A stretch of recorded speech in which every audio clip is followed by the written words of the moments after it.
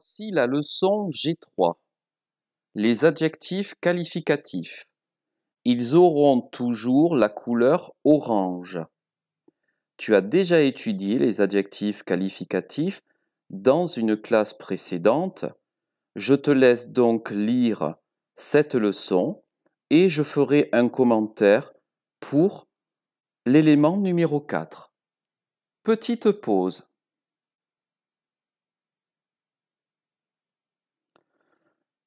Tu as donc bien lu cette leçon et je t'explique le numéro 4. L'adjectif qualificatif, parfois il est après certains verbes comme être, paraître, sembler, devenir, rester, passer pour, être considéré comme, etc., etc. Nous le reverrons dans la leçon G9.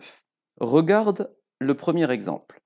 La vilaine marchande est pénible. Je vois un premier adjectif ici. J'ai le verbe être.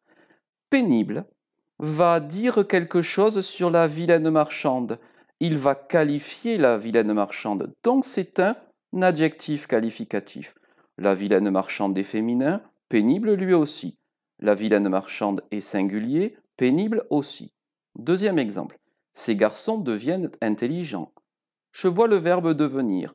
Intelligent est donc l'adjectif qualificatif qui donne une information sur ces garçons. Ces garçons deviennent intelligents. Ces garçons sont masculins pluriel. Intelligent sera donc masculin pluriel. Troisième exemple. Mes petites sœurs restent muettes quand il y a du monde à la maison. Mes petites sœurs restent muettes.